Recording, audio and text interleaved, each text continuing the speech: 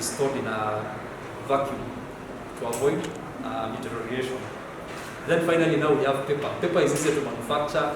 It is easier to manufacture.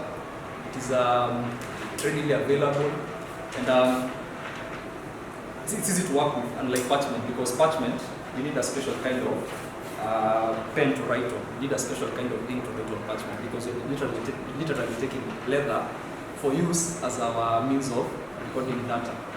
And then once computers came forth in the 1980s, they started becoming readily available to the average consumer, and increasing adoption was made in businesses. As the computers became smaller and more powerful, they became readily available. Back in time, computers used to fit an entire room. You find that your storage capacity will take the entire room. Your processing unit will take another entire room. And then people who are tasked with working on those computers had to be specialists. And like now, anybody, as long as you have a certain degree of competency in handling computers, you can work with computers. So as the digital revolution took over in the 1980s, we started adopting digital records. But still, paper is key, because we still need to convert these digital records into paper records, and we still need to convert the paper records into digital records. Yeah. So paper started losing favor within the industry, because digital records give you the luxury of having faster information access and wider reach. Because by wider reach I mean, even if I'm away from the office, I can still access my files that are in the digital records management system.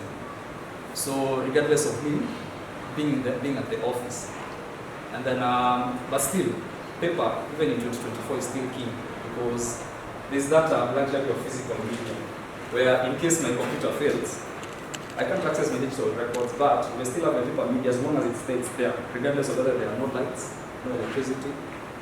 I still get my paper media. Now, as I've said, the paper persists for value and touch.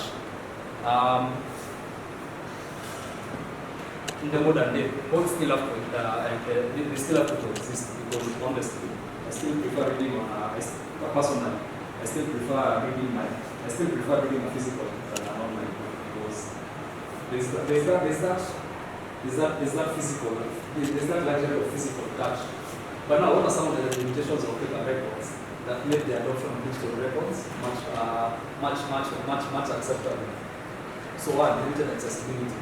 For me to access paper records, I have to go back to work, peruse through the file cabinet and retrieve my record. Unlike, say, a digital records management system, all I have to do is connect to my computer to the work network, retrieve my information, or go to my email, retrieve the information, and I have it on my computer. Number two, physical storage constraints. Now, as you